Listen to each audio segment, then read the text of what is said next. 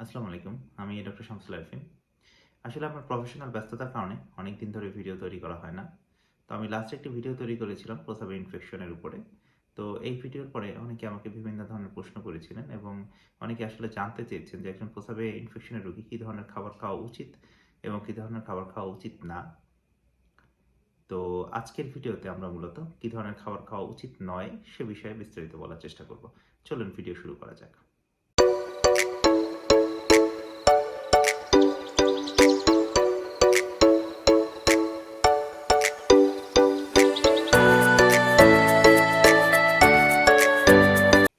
প্রস্রাবে ইনফেকশনে যারা একবার আক্রান্ত হয়েছেন, তারা সবাই মোটামুটি জানেন যে এটা কি পরিমাণে ভয়ংকর একটি রোগ। এবং এ রোগের সবচেয়ে বিরক্তিকর যে বিষয়টি হচ্ছে সেটি হচ্ছে যে এটি বারবার হতে থাকে। অর্থাৎ একবার যাদের প্রস্রাবে ইনফেকশন হয়, তাদের বারবার হওয়ারই ঝুঁকি থাকে। সুতরাং তাদের জন্য খুবই গুরুত্বপূর্ণ হচ্ছে খাদ্যাভ্যাসটা নিয়ন্ত্রণ করা। কারণ অ্যান্টিবায়োটিক আসলে আপনি কতদিন ধরে খাবেন? অ্যান্টিবায়োটিক তো খাওয়ার একটা লিমিটেশন আছে। সুতরাং এই খাদ্যাভ্যাস নিয়ন্ত্রণ করতে পারলে আপনি অনেকাংশে এটাকে নিয়ন্ত্রণ করতে পারবেন বলে আমরা আশা রাখি। তো কি ধরনের খাবার খাওয়া উচিত না? তো কি ধরনের খাবার খাওয়া উচিত না, সে বিষয়ে বলতে গেলে আমরা প্রথমেই যে খাবারটা নিষেধ করি সেটা হচ্ছে চকোলেট জাতীয় খাবার। বিশেষ করে কালো চকোলেট। এবং এই চকোলেট জাতীয় খাবারে প্রচুর পরিমাণে সুগার রয়েছে এবং যার ফলে প্রস্রাব ইনফেকশন হওয়ার ঝুঁকি অনেকাংশেই বেড়ে যায়। সুতরাং এই চকোলেট জাতীয় খাবার খাওয়া থেকে আপনারা দূরে থাকার চেষ্টা করবেন এবং একই সাথে সুগার জাতীয় অন্যান্য অর্থাৎ অতিরিক্ত চিনি জাতীয় অন্য যেকোনো খাবার খাওয়া থেকে আপনারা দূরে থাকার চেষ্টা করবেন। তো এরপরে যে খাবারটি খেতে আমরা নিষেধ করি সেটা হচ্ছে আর্টিফিশিয়াল ফুড, অর্থাৎ বাইরে তৈরিকৃত যে খাবারগুলো থাকে, যেমন ধরেন বার্গার অথবা হটডগ এই জাতীয় খাবার খাওয়া থেকে দূরে থাকবেন। তৃতীয়ত যে খাবারটা খেতে আমরা নিষেধ করি সেটি হচ্ছে অতিরিক্ত স্পাইসি ফুড, অর্থাৎ অতিরিক্ত ঝাল জাতীয় খাবার। এবং আপনারা যারা এই প্রস্রাব ইনফেকশনের রোগী তারা খেয়াল করবেন যে আপনারা যখনই অতিরিক্ত ঝাল জাতীয় খাবার খান, তার ১ দিন থেকে ২ দিন পরে দেখা যায় যে আপনার প্রস্রাব ইনফেকশন হওয়ার ঝুঁকিটা অনেকাংশেই বেড়ে যায়। সুতরাং এই ধরনের খাবার খাওয়া থেকে দূরে থাকবেন। এরপরে যে ধরনের খাবার খাওয়া আমরা নিষেধ করি সেটা হচ্ছে কার্বোনেটেড ওয়াটার, অর্থাৎ এই কোকা কোলা অথবা ফান্টা অথবা এই জাতীয় যে জুস, মানে এই জাতীয় যে খাবারগুলো রয়েছে, তো এই জাতীয় মানে কোক এবং ফান্টা জাতীয় যে খাবারগুলো রয়েছে সেগুলো থেকে আপনারা দূরে থাকার চেষ্টা করবেন। এই ধরনের খাবারেও প্রস্রাব ইনফেকশন হওয়ার ঝুঁকিটা অনেকাংশেই বাড়িয়ে দেয়। তো এরপরে আমরা যে ধরনের খাবার খাওয়া নিষেধ করি সেটা হচ্ছে অতিরিক্ত চা এবং কফি।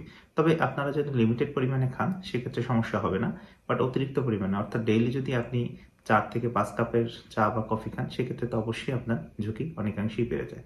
চা বা কফি খেতে পারেন বাট সেটা খুব লিমিটেড পর্যায়ে খাবেন এবং চেষ্টা করবেন যে বিকালের পরে চা বা কফি না খাওয়ার জন্য।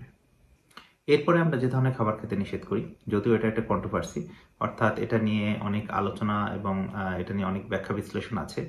তো সেটি হচ্ছে যে লেবু বা সাইট্রাস জাতীয় খাবার, অর্থাৎ যেসব খাবার অ্যাসিডিক সেসব খাবার খাওয়া।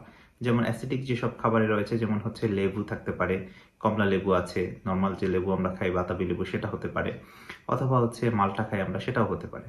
তো এই ধরনের খাবার, অনেকে বলে যে এই ধরনের খাবার খেলে প্রস্রাব ইনফেকশন হওয়ার ঝুঁকিটা কমে যায়। কারণ হচ্ছে যে এগুলোর ভিতরে প্রচুর পরিমাণে ভিটামিন সি রয়েছে। বাট এখন রিসেন্ট যে গবেষণায় যেটি দেখা যায় যে সেটি হচ্ছে যে এই ধরনের খাবারে যেহেতু প্রচুর পরিমাণে অ্যাসিডিক খাবার, সুতরাং এই অ্যাসিডিক খাবার যদি আপনি খান তাহলে আপনার ইউরিনটাকে অ্যাসিডিক হওয়ার সম্ভাবনা বেড়ে যায়। সুতরাং এখান থেকে আপনার ইনফেকশন হওয়ার ঝুঁকি বেড়ে যেতে পারে। তো যাই হোক, এটা নিয়ে আমি যখন অনেক গবেষণা করলাম, আমি নিজে যখন অনেক পড়াশোনা করলাম এটা নিয়ে, তো আমার কাছে যেটা মনে হয়েছে সেটা হচ্ছে যে যারা হেলদি মানুষ, অর্থাৎ যাদের প্রস্রাব ইনফেকশন হয়নি, তারা যদি প্রস্রাব ইনফেকশন হওয়ার ঝুঁকি থেকে বাঁচতে চান সেক্ষেত্রে হচ্ছে এই জাতীয় খাবার, অর্থাৎ লেবু বা ভিটামিন সি জাতীয় খাবার খেলে আপনারা উপকৃত হবেন।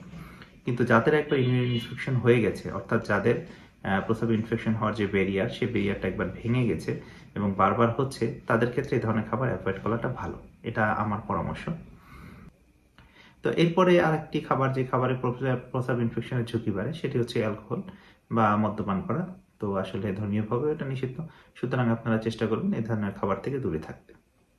তো এই জাতীয় যে খাবারগুলোর আমি কথা বললাম, এই জাতীয় খাবারগুলো থেকে যদি আপনারা দূরে থাকেন তাহলে দেখবেন যে আপনারা এই প্রস্রাব ইনফেকশনের ঝুঁকিটা অনেকাংশেই কমে যায়।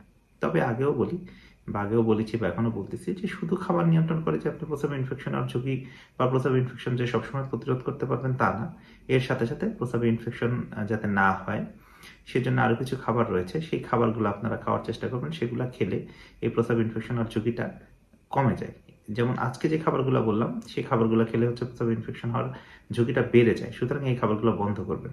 এছাড়াও আরো কিছু খাবার রয়েছে যে খাবারগুলা খেলে আপনার প্রস্রাব ইনফেকশন হওয়ার ঝুঁকিটা কমে যাবে। তো সেই খাবার নিয়ে আমি পরবর্তী ভিডিওতে আসবো ইনশাল্লাহ। ধন্যবাদ সবাইকে।